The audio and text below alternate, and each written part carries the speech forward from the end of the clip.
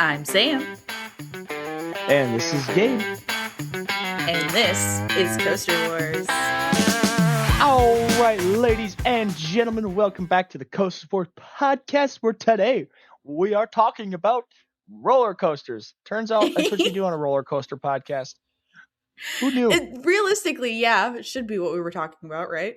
I'd hope so. I don't know. Today seems like it's going to be one of those days where, kind of like the last episode, where we're going to be all over the place. I don't know. We'll see how this goes. We're not recording quite as late, and we're hopefully both of us not quite as tired, but we'll I see got how like it a goes. 4-hour nap in today. We're doing great. Yeah, I also slept this morning. We're great. We're awesome. Yeah. I have coffee. It's beautiful. Oh, But today, everybody, we have a really interesting podcast category. So if anybody's new here, I'm going to do this at every episode. We choose two coasters, and me and Gabe describe both of them. They battle out. We pick a winner at the end of the episode. And a lot of times we kind of pick a category, and then me and Gabe kind of pick a roller coaster that fits into this category. Well, the category Gabe came up with for today's episode is called the RCDB Challenge. If you're don't know anything about roller coasters, there is a website called rollercoasterdatabase.com, and it is where me and Gabe go to get a lot of our basic stats for roller coasters, a lot of our information on when they opened, how tall they are, how fast they are. And when you open the website, it loads in a random roller coaster, and that's literally what it says when it opens. It's very funny. It says random roller coaster, and then it gives you the roller coaster. So what we did is we refreshed that page until me and Gabe both came across a roller coaster that we have ridden. Lucky duck over there. It only took him 30 tries. It took me 50. I swear to goodness, I sat here for 20 minutes trying to find a roller coaster that I could get. Oh, that's all I got for that. I suppose, do you just want to introduce him then? Yeah, I'll just introduce him real quick. I think, what was mine? 30 some? Did I write it down? Yeah, you 38 did. times. 38 times. Lucky duck. I don't know. I did it pretty quick, though. Well, I also have like 6 more credits than you, so like that matters. Yeah, that's a very good point. You know what would have been even funnier if we somehow got the same ride? That would have been absolutely hilarious. Yeah. But okay, I'll introduce these two guys. That'll be a good one.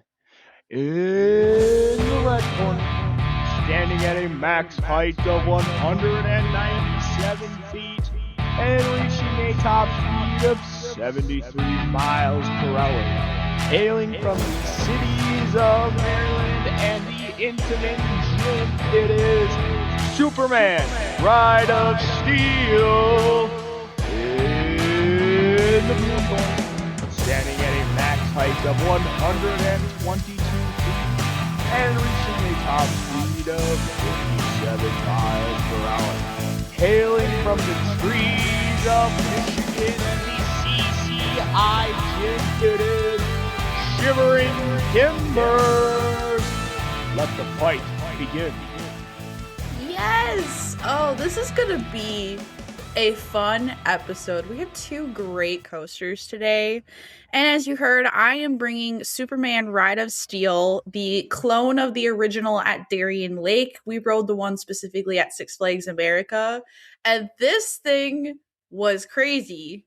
But at the same time, Gabe's coaster was also crazy. So yeah, these are 2 very, very interesting coasters because they come from kind of similar backgrounds. Both were at smaller amusement parks. One was the Six Flags chain. One was the Legacy Cedar Fair chain. And they both kind of have just a interesting location because one is like literally in the heart of Washington, D.C. And one of them is literally, when I say in the trees of Michigan, it's in the middle of nowhere. Like it's like you just driving around in like the woods. You come around the corner, and there's this giant wooden roller coaster, and you're like, actually, that makes sense because they had enough trees to build the thing. As a note here, when we went on our 2025 roller coaster extravaganza, was in fact, I believe, the most remote park that we went to. Knoebels might have been a close well, one. I was going to say Waldameer. I suppose Waldameer. But Waldameer was technically in Erie, though. It was on the outskirts, but it was in Erie.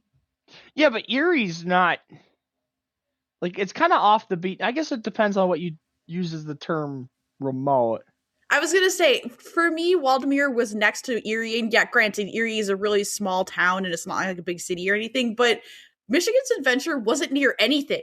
It was just literally like cave set in the middle of the freaking woods. You come around the corner and there's just random freaking theme park. Knobles was kind of like that, but I feel like Yeah. for me personally, Michigan's Adventure was actually literally in the middle of nowhere. What about Holiday World? Are we including that one?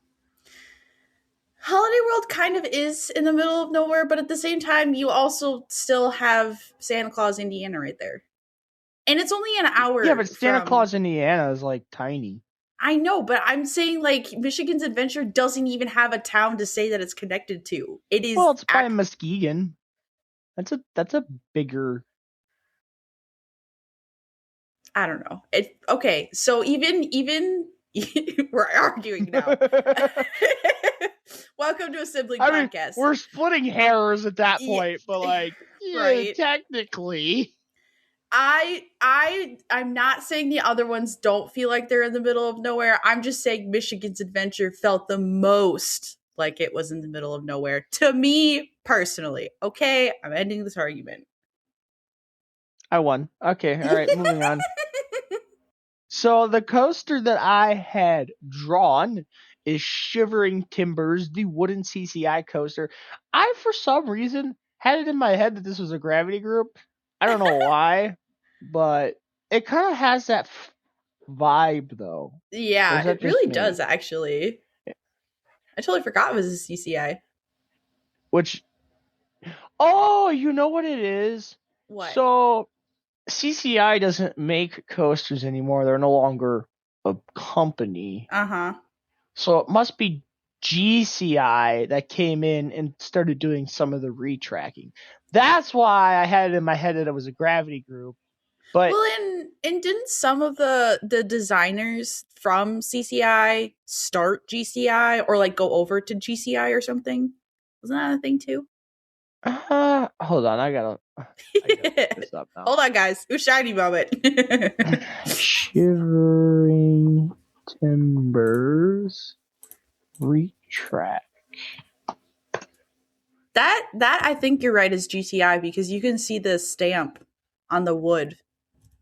Okay, so that's right. This one they used some RMC retrack. They used yeah, it sounds like RMC is the one that was actually coming in and doing some of the Okay. retracking, which is kind of interesting. Didn't Yeah. realize that. Sorry. So yeah, there's that. Do we just want to get into Shivering Timbers first then? Yeah, I guess we're already there. So Yeah. Shivering Timbers is a very, very fun coaster. It was a wooden coaster built in 1998, and it is the closest thing you can come to a traditional out and back layout.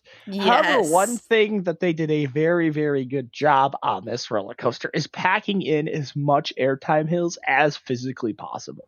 And Like, giant ones too. It's not like little oh yes. tiny pops of ejector. Like these are humongous. Humongous airtime hills.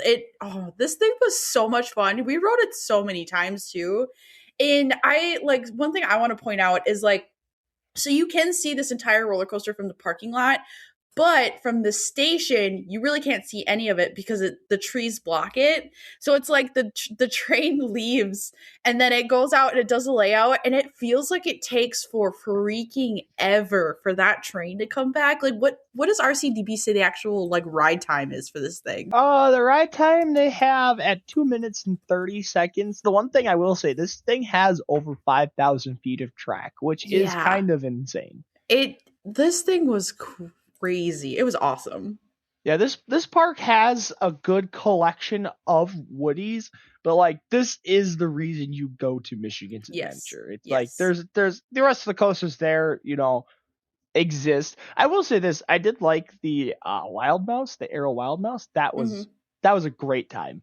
But this coaster is the reason you go to Michigan's Adventure. Yeah. It's what draws all the enthusiasts in, and it is. by far one of the best Woodies I've been on. I think I have it top 5 for Woodies. Well, let me look. Yeah. I don't So me and Gabe have gotten to the point where we've ridden so many roller coasters that if we ranked our top 15, me and Gabe do have a couple Woodies in it, but a lot of really, really good wooden roller coasters kind of get left out of the count. So what we have done is we made like our top 15 overall roller coasters, and then we have specifically our top 15 Woodies roller coasters. And like Gabe said, like I think the legend, or not the legend, it goes like the voyage, the legend. Although, where do you take I forget where El Toro falls in there, but El Toro is in there. This one is in there. Yeah, so I have the Voyage, El Toro, then Ravine Flyer 2, which Mm-hmm. super super good coaster. Mm-hmm. Then I throw Goliath in there. And it's Yes. Oh funny my because I gosh.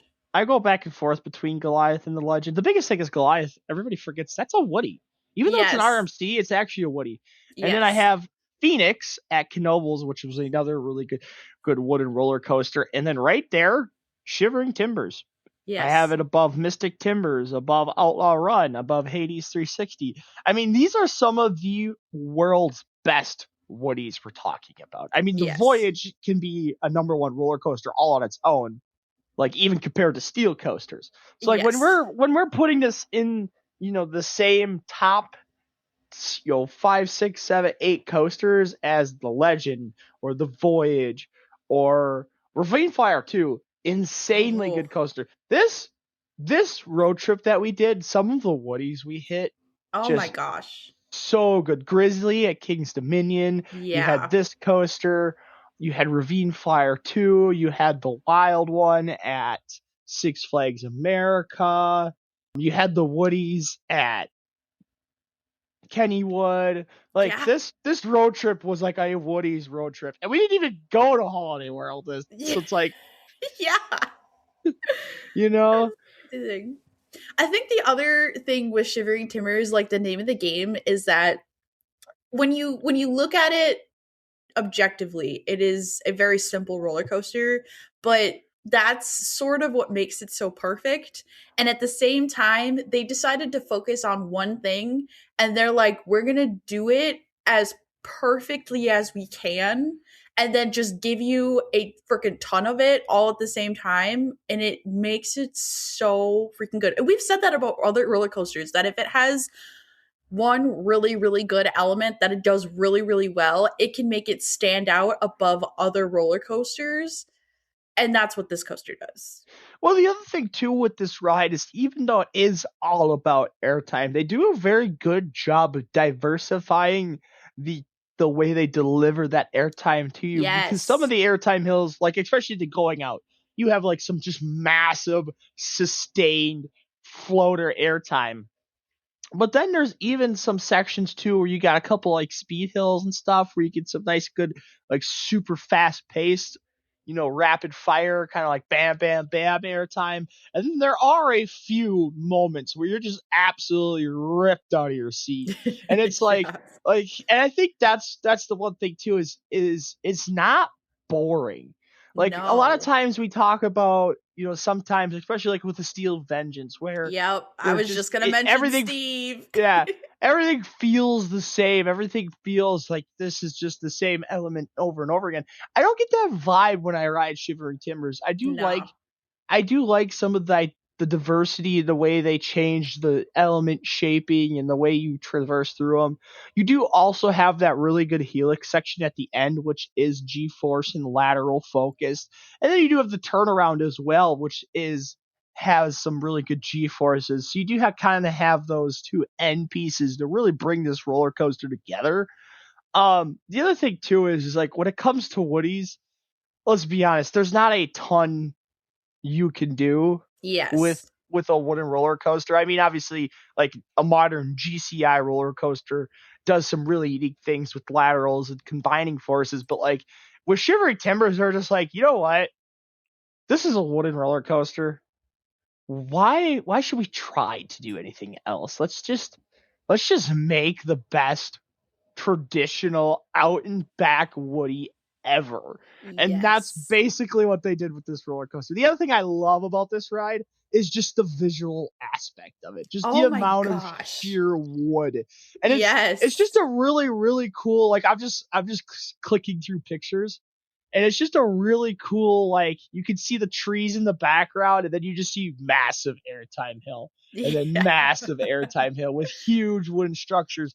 And then even like when you take a picture of like the like directly at the, like, let's say you're standing like parallel with the coaster behind it and you're looking like directly at the lift hill, Yeah. and it's just this like, because when you get the side profile you just see the height of it, but then when you get the other side of it you just see the sheer width of the Yes. structure needed to support the lift Yes. hill. It's just such a picturesque, beautiful wooden roller coaster. I love this guy. I really do.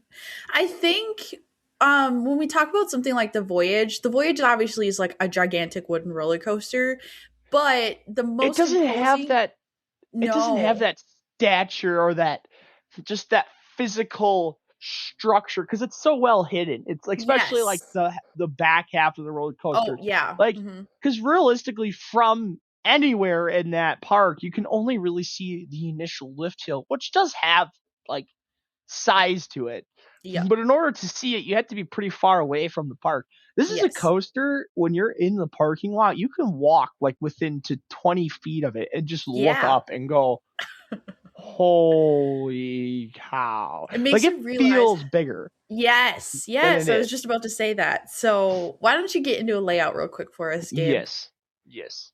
So this coaster starts with a 90-degree turn out of the station, and that sends you directly into its 122-foot tall lift hill.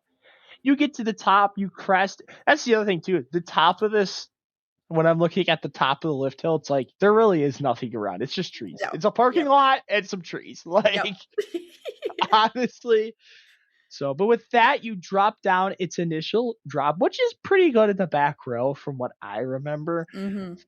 You then hit its first large traditional airtime hill, which then sends you into a second, just about the same size, another traditional airtime hill.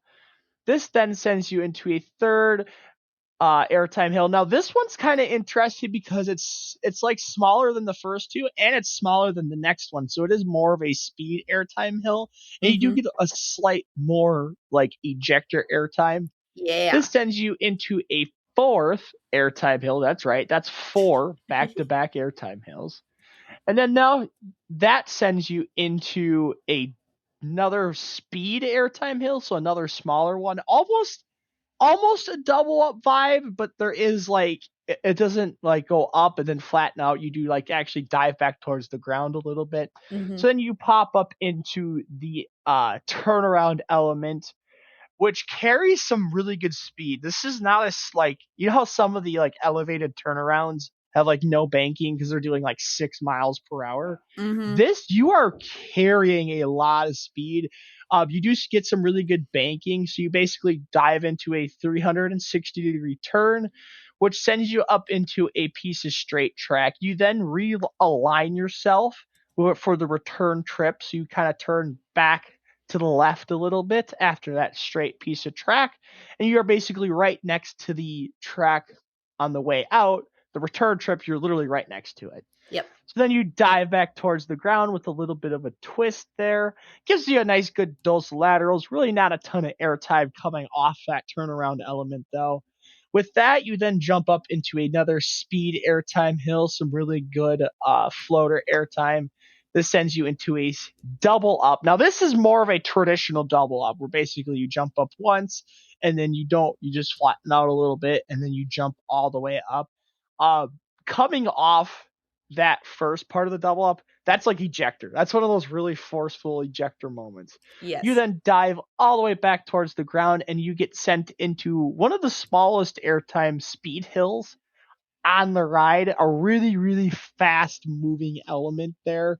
You then pop up into a more traditional sized airtime hill. So I think, what are we at? Like five, I wasn't six? counting. I should have been. I know. This is the funnest, kind of weirdest part about this roller coaster, though, because the way the airtime hill moment feels, it's you basically are like in the airtime hill, but then they kind of had to like stretch it out. So this is that moment where like you can feel the train like slam onto the track like really awkwardly. I don't know if you remember that. Yes, I do. Because I'm Yes. watching the POV as you describe, and I'm like, I remember this moment because it's a wonky It moment on this is. thing. Basically they had to like add like a little bit of extra track. So you kind of go up into an airtime hill and then on your way down it just turns into straight track. Like Somebody cut before they measured yeah. and got in trouble with management. It's just a really funny little unique jarring moment to really like if at this point you're sick of like airtime hills, which I'm not, Yeah, it surprises you. You're not expecting it because it does a little bit of a jarring movement of the train. that's a Like very just good a, point. Is like all yeah, the other airtime hills are like very traditional, smooth transitions. You're like, okay, I got the rhythm now, and then this thing comes out of nowhere, and you're like, it does. what the frick? Yeah. So with that, then you jump up into another more traditional. I would call this one a speed airtime hill as well. You're really moving fast. Then you have a taller, drawn out airtime moment. After they dive back towards the ground, you have another speed hill followed by another traditional airtime moment. I don't know, what are we at? 10, 11 airtime hills at this point. But at this point, you can see the lift hill, the beginning of the lift hill where you started from, and this sends you into the helix section. So basically, you kind of pop up and you dive into a descending helix. And now this is where it's really fun because they really play with that banking. Like at the top, you do have very minimal banking, so you get some really good laterals. And then as you're diving in the helix down towards the ground to the left, as you speed up, they bank it a little bit more, but you still get some really good G forces then at the bottom of it. You then ascend back up and into the final brakes, which then sends you into the station. So when we talk about airtime hills, that's really 90% of this roller coaster, It honestly. really is. But like I said, you can tell in there that like they go speed hill and then they'll throw like a double up and then they'll throw like a traditional airtime hill in there. Then you have the weird wonky. I call it the slamming hill because that's really like how it is. Like you literally like slam into the track because of the way it's kind of like awkwardly profiled. So you have that. Then you have like the turnaround section at the back of the coaster, which does some really good um G forces in there and some laterals. So like this is a very well rounded coaster for how simple it is. But let's be honest here. They did the best job they could on each airtime hill moment. And Yes. it's just so good. It's just so good. Everything's sized really good. The other thing too is that for a coaster like this at 5,000 feet of track, you worry about pacing issues, Yep. especially at the back end of it. Zero. This thing really maintains its speed and its pacing throughout the entire layout, and it's just a really, really well-rounded Woody. For what it like on paper, you're just like that's all it is just airtime hills. Yep. Which yes, but they, like I said, they do a really good job of diversifying and changing how they profiled stuff. Oh yeah, and it's like on that return trip, would have been so easy to just add a bunch of basically camelbacks to get you back into the station, and they decided to go, no, we can make this better than that, and let's do something different and shake it up, and then ending with that helix to give you some good G forces. It's just like Gabe said, it makes it a very well-rounded roller coaster. You don't get bored, and even like an airtime hill that quote unquote maybe was a mistake in the planning or something adds a really interesting moment to this roller coaster. And I think like things like that just give roller coasters like this such character and make them so much fun to ride and give you a real surprise because like you said, you ride it the first time and you're just like, what the heck was that? Yeah, the other thing that I kind of found funny about this roller coaster is all the different pieces of retracking they've done over the years. Because, like, you can tell, like, when Yeah. you hit that arm C retract section, it's like glass smooth and it's like a completely different roller coaster. Then sometimes, like, I think it's like the third or fourth one. It gets like a little rougher. Then that turnaround is probably the roughest part of the coaster, Yeah, in my opinion. definitely.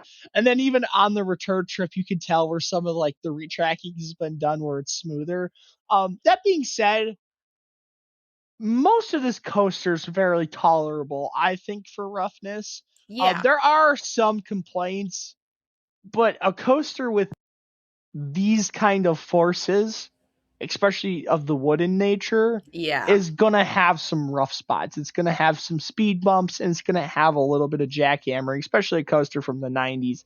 So you Yeah. gotta keep that in mind. They are trying. I will give them that. They are trying to really help maintain this coaster. Like, they're doing a better job than like Mount Olympus Yeah. at maintaining their coasters. But just keep in mind, this is a small park in the state of Michigan that doesn't see, you know, 5 to 6 million visitors every year or whatever. So, Yeah. like, they're doing the best with what they have. But there are Exactly. some rough sections. Don't expect like a glass smooth experience on this ride.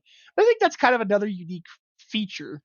Is that some moments feel brand new and really nice and glass smooth, and then the other moments you're like, oh, all right, well, they need to do this section next year. Yeah. It's just another way to keep it interesting. Oh, absolutely.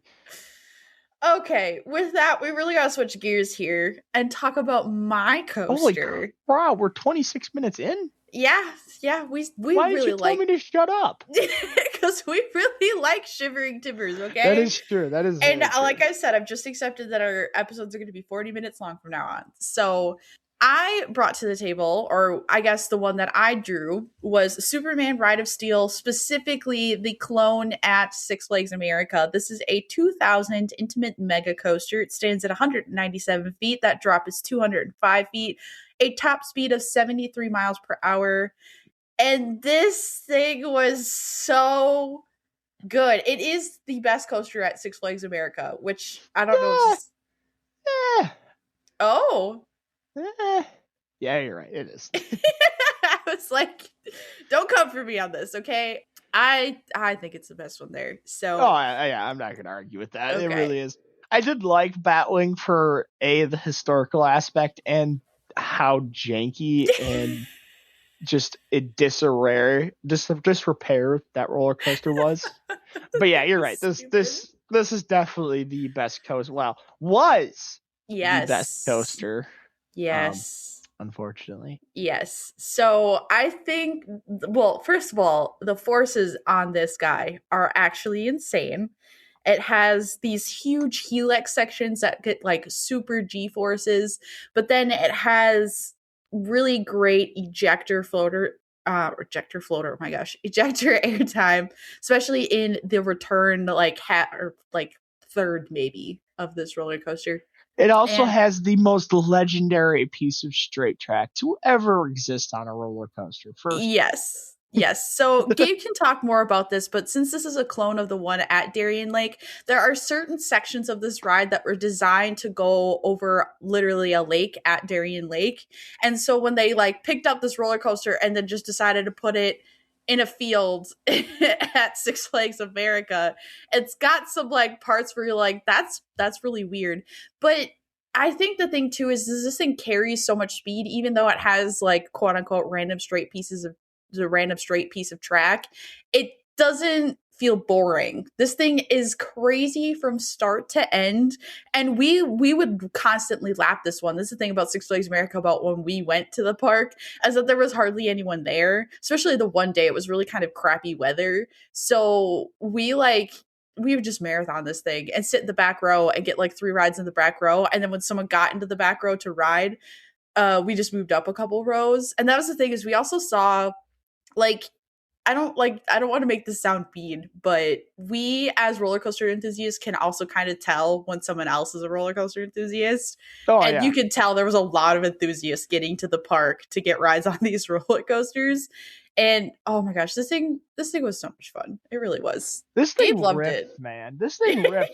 I will say this: I rode between the 2 days we visited. I probably rode this coaster over 30 times if I had to like guess. Because there was even times where Sam's like, "All right, I need to chill out for a little bit," and I'm like, "You know what? I'm just gonna sit here. Like, I'm just gonna enjoy the roller coaster for what it is." I think the other thing though too is it was right back by Batwing, so we could kind of just sit on this coaster and be like look over and be like, "Is Batwing open yet? Is it open?" And yeah, So Yeah, that was definitely a good portion of it, was just us monitoring the Batwing situation. So it was like, well, I'm just gonna hang out here and hope they open it. And like you said, it really is the best ride in the park. That being said, this thing is just kind of weird. It's just a weird roller coaster it because is. realistically, it only has like four elements. I'd say five. Realistically. I'd say five because you have the airtime hill, the first helix, airtime hill, the second helix, and then like the last three little bunny hops to get back Yeah. to the station. So it's just a really weird oddball coaster. It just really is. With that, why don't I get into a quick layout and then we can talk a little bit Yes, more about this yes. guy. So you start with a 180-degree right turn right out of that station. That brings you directly into the lift hill, and it's gigantic and it takes forever.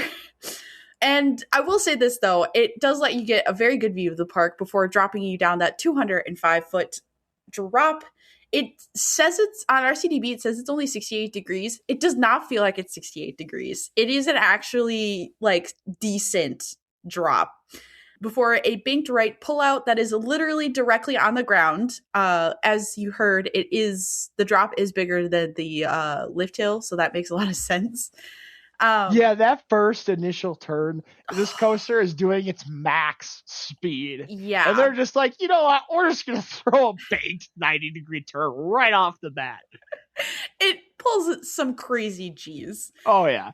And that leads you into a huge airtime hill that offers you some great floater before dropping you into that first helix that is a descending helix that leads into another airtime hill that is great ejector before another 360-degree Hey, you missed ascending. it. You What? missed it. What? Helix, legendary piece of straight track, then the airtime Oh, I'm hill. sorry. So yes, straight piece of track and then the ascending When we're 360 talking degree about helix. a piece of straight track, we're talking about like almost, it has to be like almost 1,000 feet, right?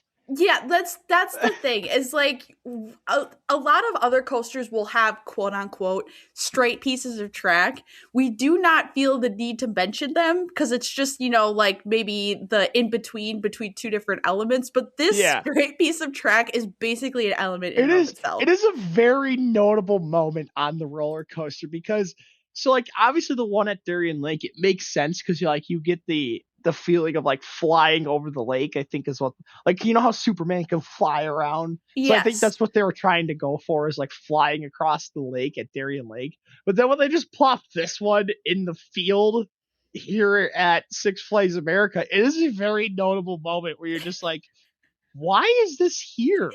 Yes.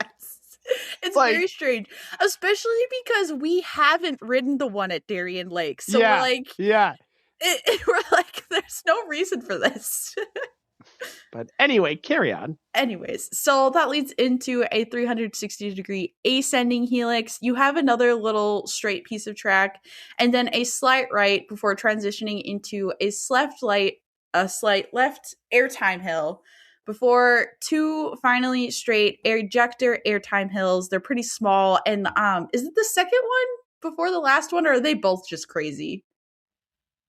From what I remember, it's the last one that really whips you out of the Okay, seat. yeah, That first kind of like weird, awkward one where you yeah, had like the turn in it, that yeah, one's more floater. And then even the both of them, honestly, both the last two are really good ejector yeah. moments, I especially think in the back row.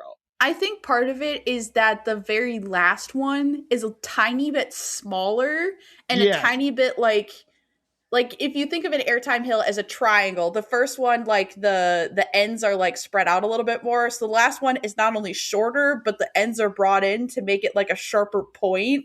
And yeah, you just like you whip over that thing and then you slam into the last brakes. And you're just like, oh, it really hits your legs, but oh it's yeah. such a good moment. Oh, the just this thing, it's kind of the same thing as Shivering Timbers. We were talking about how these two coasters realistically would not be spoken about in the same conversation, but when you actually talk about it, they're very similar coasters and the fact that they're very simple, but they do it so freaking well. and they're both so much fun to ride. This was a crazy. They're both crazy roller coasters. Can I Oh just? yeah. They're both I, dumb I for no think reason. I think the other thing that these coasters both do very, very well is maintain their pacing and speed, especially for like a Yes. ride like Superman, where these elements are very far apart from each other. Like, Yes. Yeah. like you know what I mean? It still manages to really, really maintain its speed. The other thing that Superman does a really well job of is anything where G-force or turning related, you're at ground level. Like Yes. you're at like even these helixes we're talking about, you're doing, if the top speed's 73 miles per hour, you're probably doing close to like 65 through them. And Yes. that's because you like are very, very, very close to ground level. And it's just such a fun.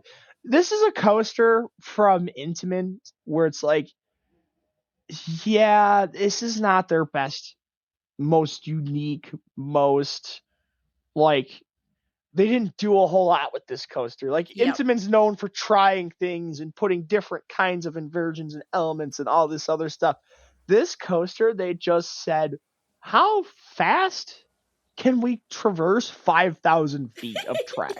Like Yes. honestly, that's what they did when they built this coaster. They're like, how quickly can we actually do this? Like Yes. it's just a really, really fun, speed machine is really what this Superman ride is. And that's what it is all about. It's a speed machine with some really good G forces and a couple of great airtime moments. Yes. Gabe, do you remember? I don't remember which day we went that we met this guy, but I feel like he was like an intimate enthusiast. And there was like four of them, or two of them, or four of them. I don't remember. But when we were going down the lift hill, I'm pretty sure he yelled "intimate power." Do you Yeah, well remember that? they were from somewhere in Europe. Okay, that's what I thought. Yeah. And I remember us going down the lift hill and or the drop, and the guy, I just remember he puts his arms up and he literally yelled. I think he was behind us, that's why I could hear him. And he literally yelled, "Intimate power!" And it was Well, because awesome. they were both wearing, the two guys that you're talking about, they were both wearing Intamin shirts. Yeah, that was the thing, is it wasn't that like they weren't wearing Six Flags America shirts, they weren't wearing like any other park shirts, they weren't wearing a roller coaster shirt. They were wearing a shirt from a manufacturer, which is Yeah. really cool Yeah. actually. So, and So I think he had a YouTube channel and stuff too. It was like he yeah, was I do remember that. I think that was the okay. second day we were there. Okay. I just that was fun mentioned is he really loved this ride. Oh yes, for sure. This thing was a beast. It really was. Yeah. It makes me excited to get to Darien Lake to quote unquote ride the original. And it's still open too, so we could go ride it. Oh, that'd be so Oh cool. yeah. And then I need to get to Six Flags New England and ride the better version of these Yes. two. I have said this in numerous episodes, but I have like no memory of New England for some reason. So like we could go back there and it would be me riding quote unquote new coasters because I'd like no memory of it. I have no idea why. With But that, wow, yeah. who the heck wins this battle? You go first. No, you go first. I think oh my gosh, I don't know who I would pick.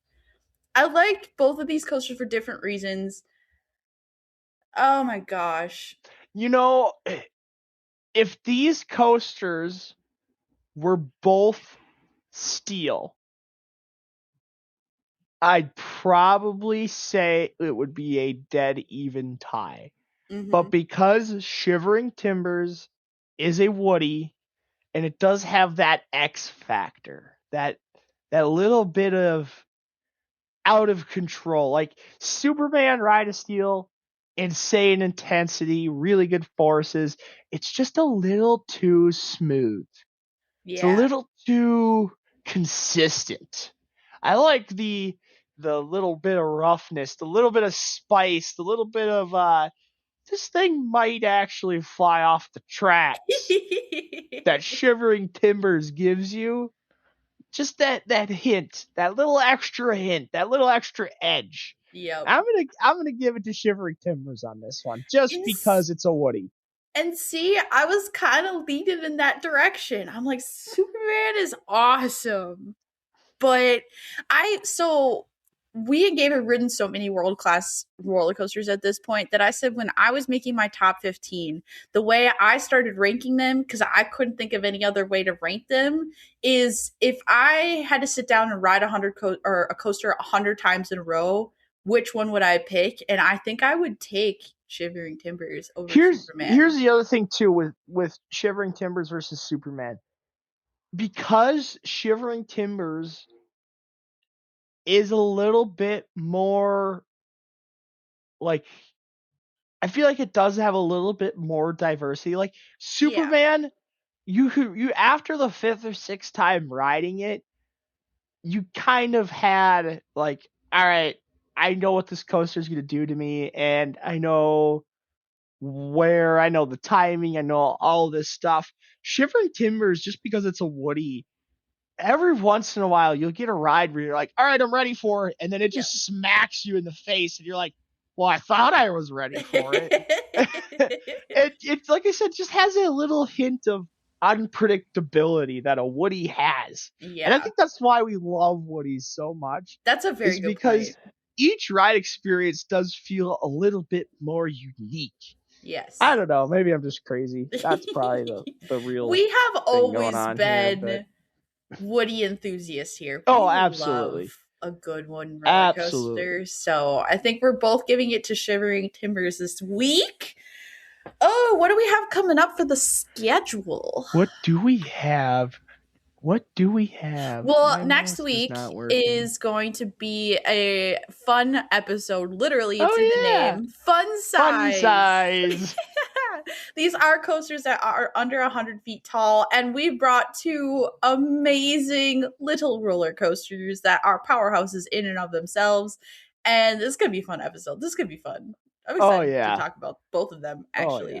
So 2 coasters that, once again, opposite ends of the country, opposite ends of the spectrum. One's kind of a traveling coaster. One was a coaster built in the 20s that then had a revamp. Like just completely different stories on how these coasters came to be, even from start to finish. Just once again, the best part of our podcast is 2 coasters that would never ever be spoken together in the same sentence. And here we are doing a battle. This matchup was weird. This next week is going to be even weirder. Oh yeah. And then after that, we have a special episode coming up here. It is technically a listener suggestion. So we actually had it slotted in. We were actually basically doing this episode already. We just moved it up.